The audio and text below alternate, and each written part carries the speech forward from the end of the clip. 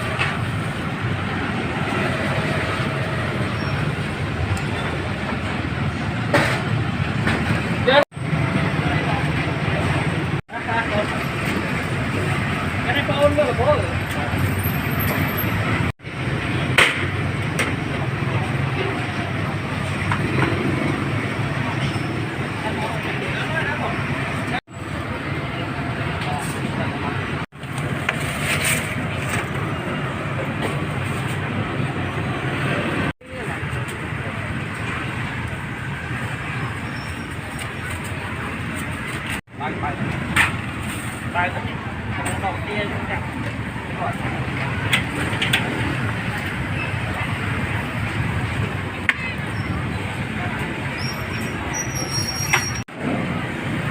Trắng này trắng tay xanh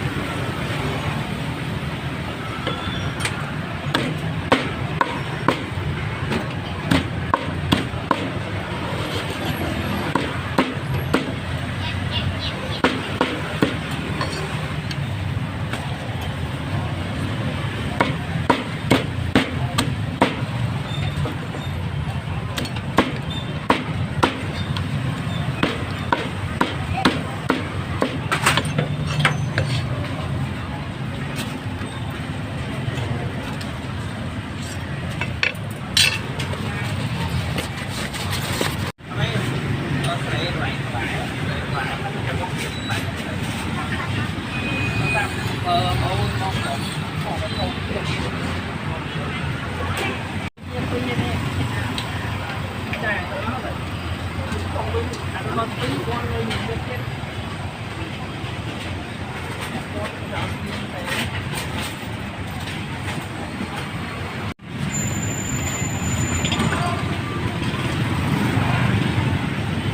kia mà nó nói to cô lấy âu là chơi đi tập nó đẩy sáng chạy kia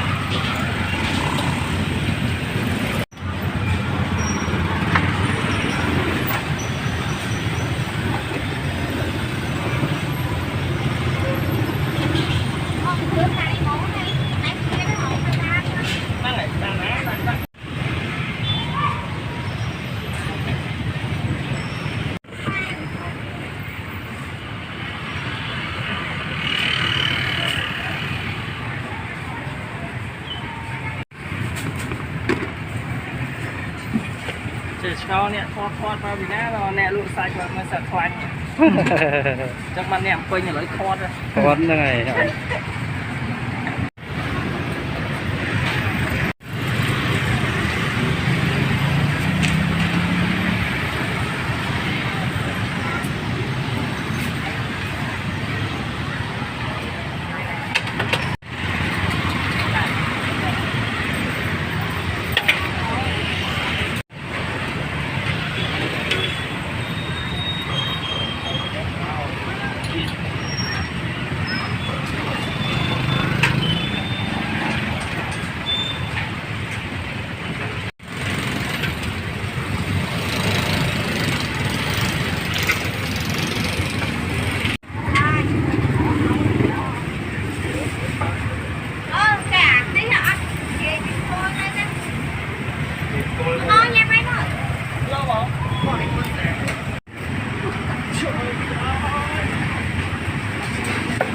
bẻ đấy không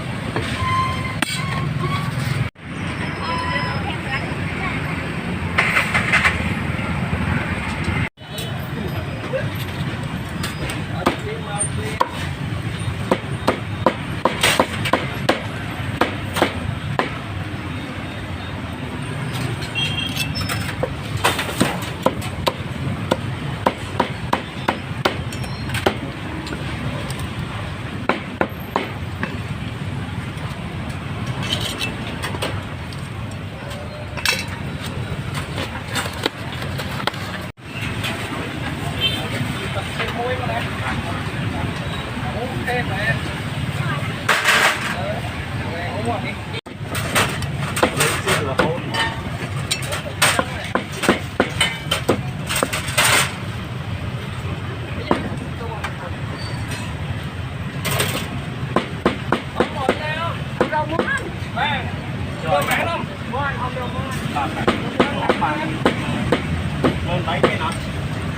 lấy cái nó mua mớ ảo là thôi mua thịt bê đâu cho sợ cái với 17 nói không nào đấy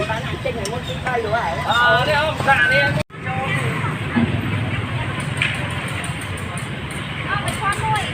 rồi chưa tạm bán đây dân bán xe tung chấm chưa không trong thời gian không chờ đây trong sân ba số có là gì nó mới làm ba đồ nhỏ à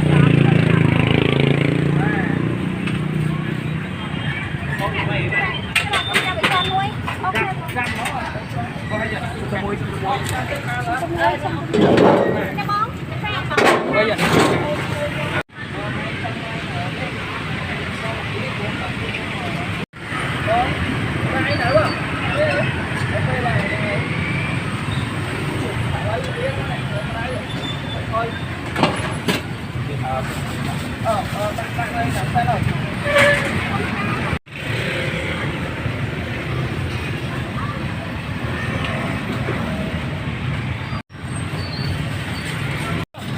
còn cơm xôi rồi đã nhà thịt da món này đây luôn là thịt riêng là ta luôn hả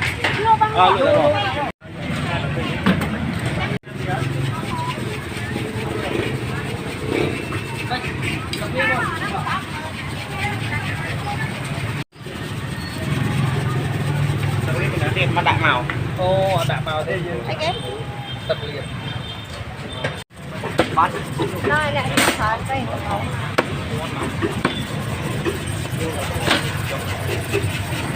Con chắc lạc lối ra lên này rồi. Ok thôi. ô tê mà rớn nỉ vô cái gì đó anh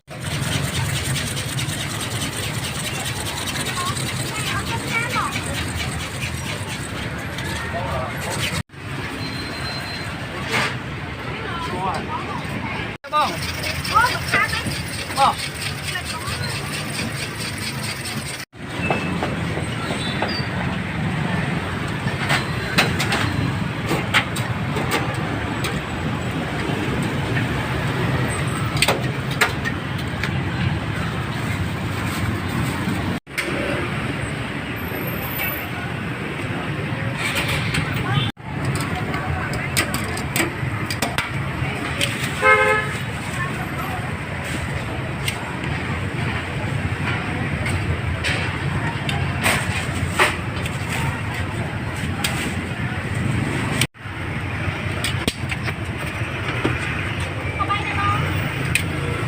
bói nhà mấy cái bạn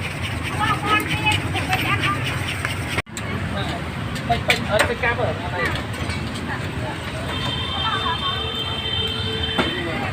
Tiếp đi con đi mà ôi chả nó ăn nhiên đi hơn mà bởi.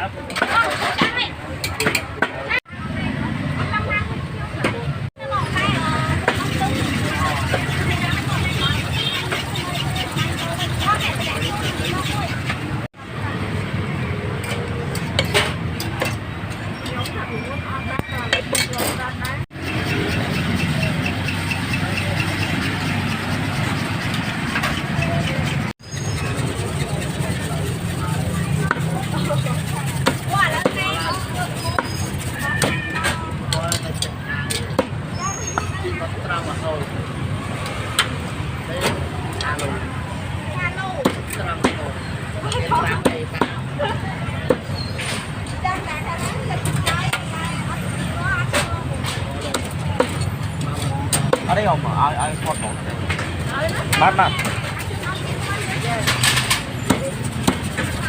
con vô ấy không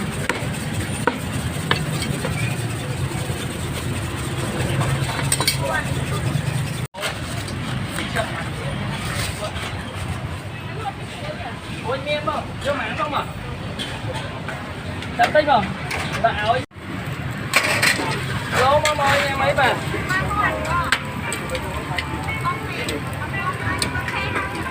ôn khửng nông cảm ơn vô bàn nào làm đi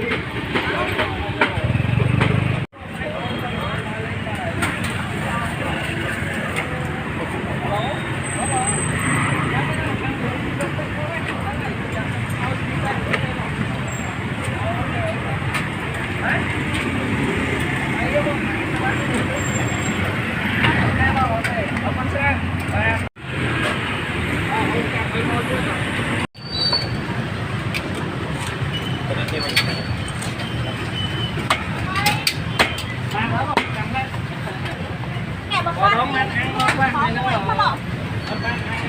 bán thôi nó sẽ bay ngon đó bạn đấy các bạn Ôi chặt lại. Chặt. con yên tâm rồi bảo nhưng mà các bạn cho bạn ăn nữa rồi đi không phải cho mà ăn lại nữa đó bạn vô tay bấy con bay nè chưa bắn được bãi kia lấy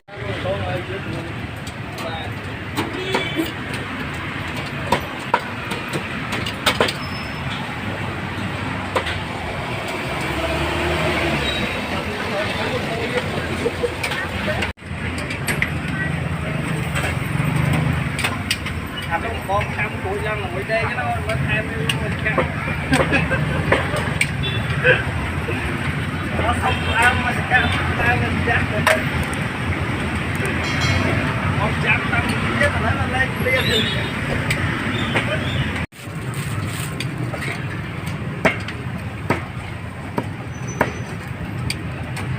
mà con này con quay cái thời điểm ba